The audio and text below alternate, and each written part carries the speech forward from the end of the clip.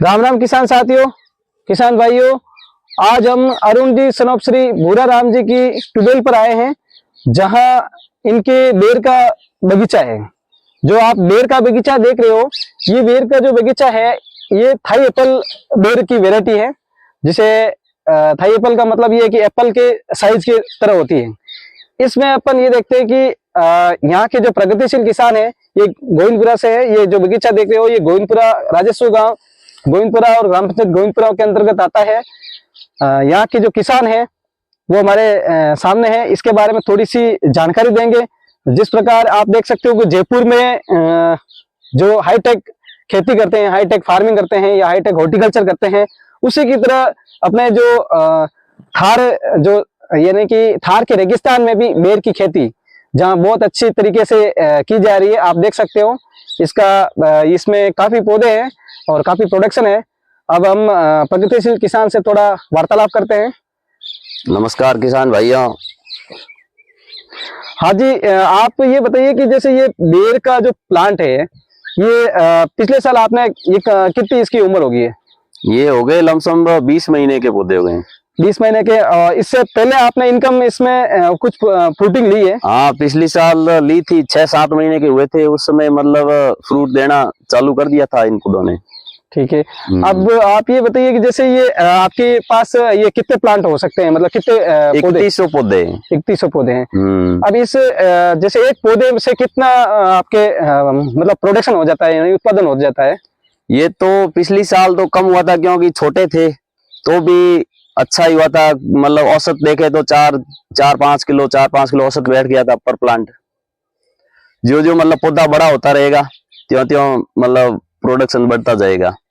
तो पिछली साल क्या है कि फ्रूट की साइज भी छोटी थी, और इस साल मतलब पिछली साल से साइज अच्छी बनी है।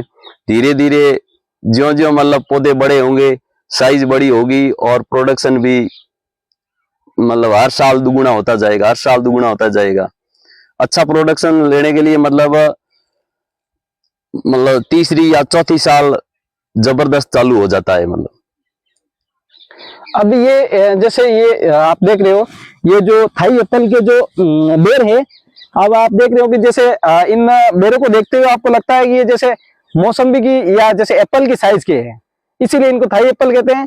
ये वेराइटी कौन सी है वैसे देखा जाए तो? ये थाई एप्पल ग्रीन है। थाई एप्पल जो ग्रीन है, थाई एप्पल में भी जैसे ग्रीन मतलब ऐसे अलग अलग वेराइटी रेड आते हैं, रेड कश्मीरी, बॉल सुंदरी, अलग अलग होते हैं। तो अब इस वेराइटी का देख रहे हो आप, एक एप्पल की साइज के बेर है और इसका वजन करीबन 190-200 ग्राम के समथिंग है।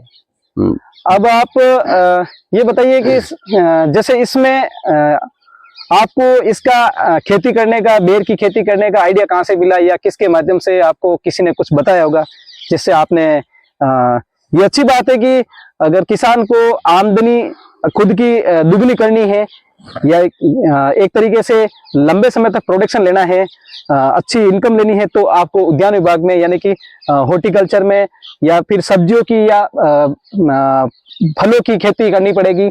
सब्जियों की या फलों की, उसमें क्या है कि उत्पादन ज्यादा होने से इनकम ज्यादा मिलेगी। तो अब आप ये बताइए कि आपको ये आइडिया कहाँ से मिला?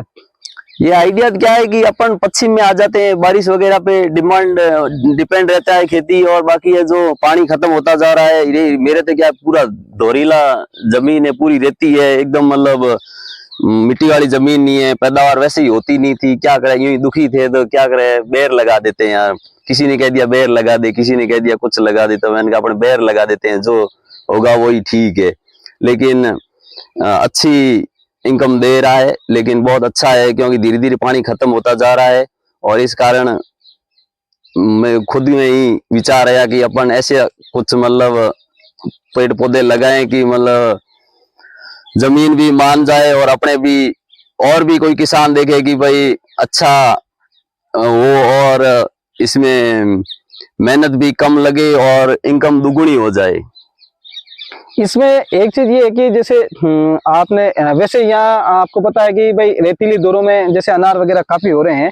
शुरुआत में आप ही की तरह कोई नवाचारी किसान थे जिन्होंने स्टार्टिंग में अनार लगाए थे, तो उन्होंने काफी मतलब मुश्किलें झेली है और फिर धीरे धीरे कहीं अपना एक तरीके से राजस्थान में अनार का बेल्ट काफी फेमस हो गया है, जालोर वगैरह तो वो ज्यादा फेमस है। ऐसे ही अगर आपके इस बगीचे को देख के यहाँ के आसपास के किसान भी इस चीज को मतलब नवाचार के रूप में अपनाने की कोशिश करेंगे, तो आप ये बताओगे जैसे ये एक पौधा आपके जब लेके आए थे तो ये कितने रुपए का पड़ा था आपके? ये पौधा पड़ा था 180 रुपए का, एक पौधा। तो अब जैसे ये आप जिस मतलब लेके आए जिससे भी उस या फिर आप इसके ग्राफ्टिंग से और पौधा तैयार करवाने की, या जिससे और किसी किसानों को आप सजेस्ट करते हो, तो भाई आपके जो कांटेक्ट में है जिससे कि क्या है कि और भी किसान इस तरह की खेती करे और अपनी इनकम बढ़ा सकते हैं। और आप ये बताइए कि जैसे आप पहले जैसे आपने पिछले साल जो भी उत्पादन दिया है, तो ये क्या इसकी मार्केट में क्या रेट में बिकता है? जैसे 1 किलो बेर की क्या इसकी लूज में बेचे तो मतलब 50-60 रुपए किलो बिकता है। हाँ। और मंडी में बेचे तो 35 से कम नहीं रहता, और अच्छी सीजन रहती है 50-60 रुपए किलो तक भी चला जाता है लास्ट टाइम में, अगर अपनी साइज अच्छी है और अगर माल अपना अच्छा है तो। क्योंकि साइज के अनुसार अगर छंटाई करके बेचे तो और भी अच्छे भाव मिल जाते हैं। इनका कहने का मतलब ये है कि देखो आज जैसे या कहीं कहीं पर जैसे अभी अनार में क्या है कि पाले से भी कुछ नुकसान हो जाता है, कुछ फट भी जाते हैं।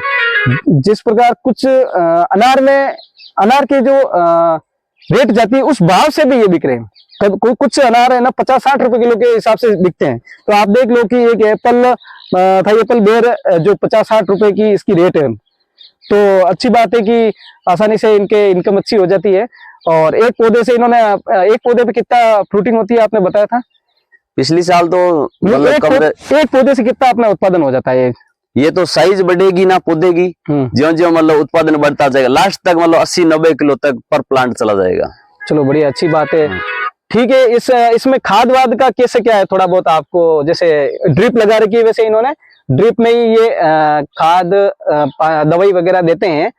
और आपको अधिक जानकारी चाहिए तो हमारे किसान है ये बता देंगे आपको। तो इसमें ये मुझे ये बताओगे, एक जैसे खाद वाद देते हो तो ये कब बीच में कितने टाइम बाद देते हो? या इसका खाद तो क्या है, शुरुआत में बस गोबर की खाद फेंक देते हैं, और उसके बाद में ये कटिंग वगैरह की और खाद वगैरह फेंक दी, कल्टीवेशन कर दिया और छोड़ देते हैं। जून के महीने में कटिंग हो जाती है, और उसके बाद में 2-3 महीने पानी वानी कुछ पिलाते नहीं है।